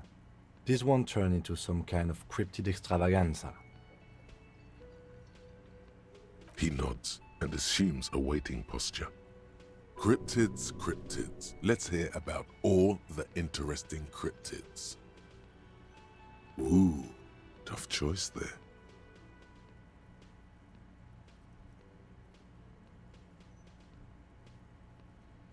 The gnome of Jeroma. Oh, yes. None of its victims survived. Grieving relatives never even found their bodies because the gnome's venom dissolved organic tissue. Serpent, non? It was reportedly a small creature with webbed fingers and a protruding forehead and a gangly little thing. Quite scary to look at.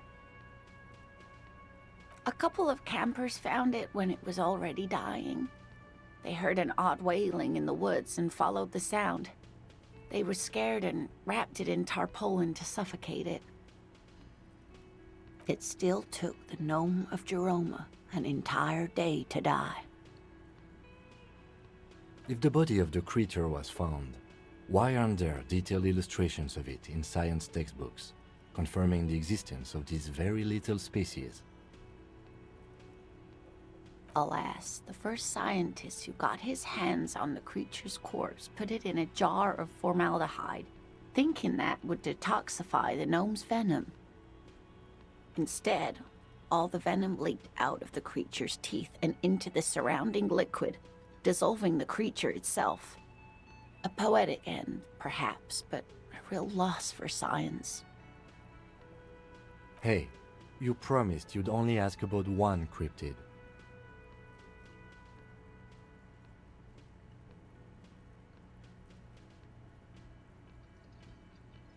I'm glad you see it that way. Did we have anything more to do here? Oh dear, I'm not sure where to begin. Well, his expression is slightly grumpy, but his eyes are always bright and curious, like a small boy's. And his palms are quite coarse from all the field work, but he's quite gentle. It's always a challenge to describe the person you know best in the world. Oh, well, he's a bit shorter than you, but with a larger frame, and he has longish white hair, usually a bit uncombed. You might say wild, even. The lieutenant pulls out his notebook and begins jotting down the woman's description. One other thing, he'll likely have all kinds of field gear on him, even if he's not out in the reeds, you know, just in case. We'll be celebrating our 16th anniversary this autumn.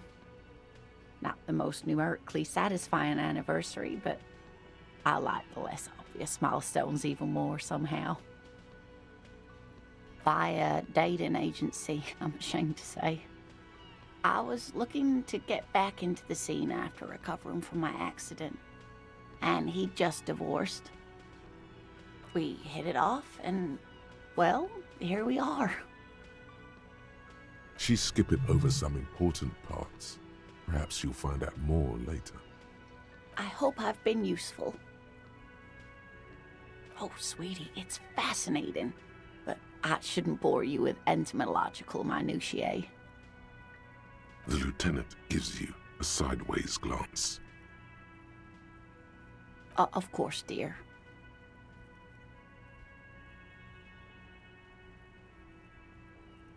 Ok. Ah, on peut aller là du coup.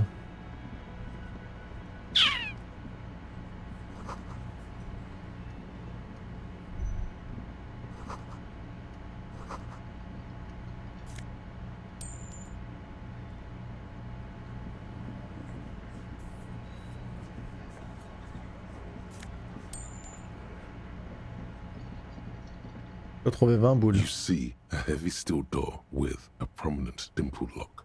It's painted blue. You immediately feel drawn to the color.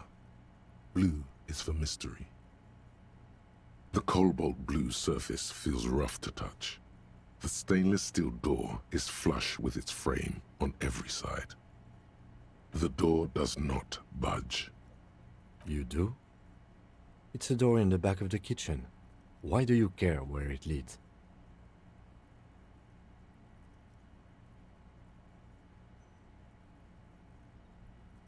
Eccentric. But okay, I suppose we could look into it. As a side investigation. He's not bothered by your eccentricity. He seems genuinely intrigued himself. Gart is the person to ask about this. The cafeteria manager. Ok, donc il faut parler à Robert. On parle à lui? A thin man is smoking below an exhaust hood, occasionally sipping from his mug. This must be the Whirling's cook. As you step in, he nods toward the table and says something in a completely foreign language. The only words you can make out are Garanci and Quebec. It must be his name, Garanci. Garanci, Quebec. Sounds representative.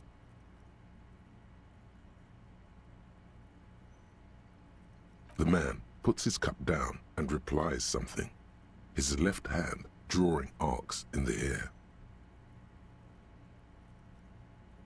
Speak Revacholian?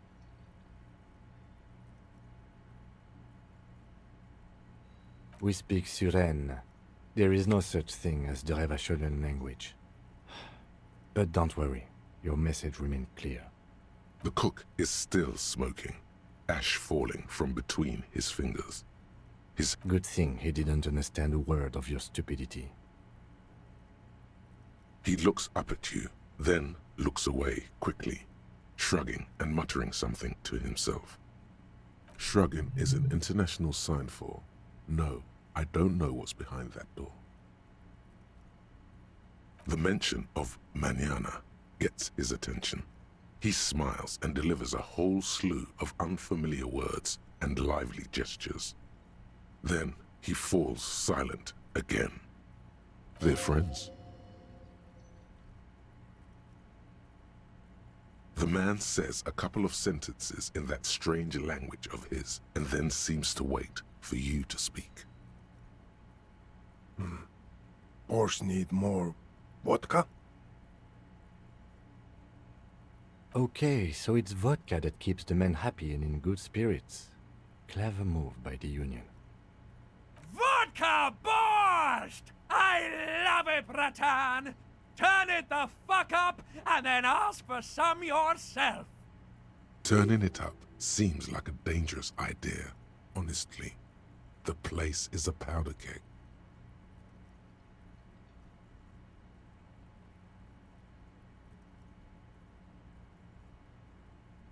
The cook gives you a long, disappointed look, then turns the stove off and seems to wait for you to speak.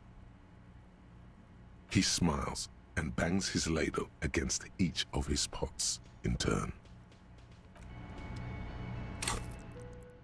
Ok, alors attends, j'ai gagné un niveau.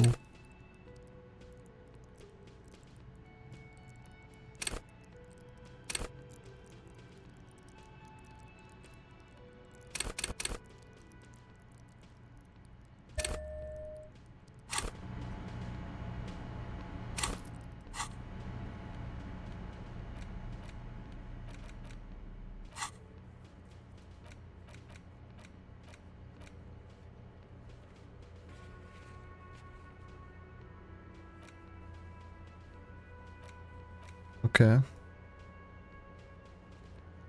Voilà, porte du conteneur du cargo. Impossible. Ça met le ton. Ok, 2h55, là il reste 8 heures. Ouais, c'est pas mal. Pas oublier. Ah, pour oublier, ça coûte 1 point. Par contre, l'escroquerie, hein. Et quelle heure? Moi, je vais m'arrêter là.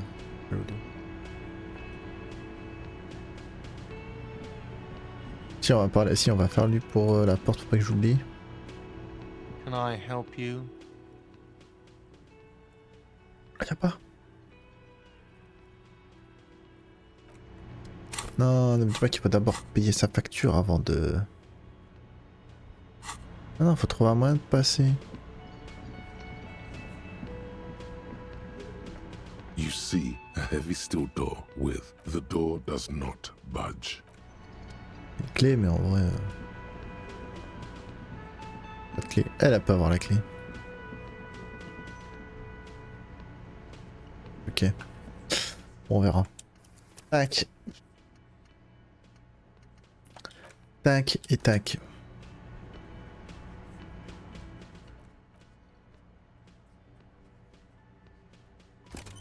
Tac. Non, c'était quitté, mais... Ok, de toute façon, on reprendra ça à lundi. Tranquillement.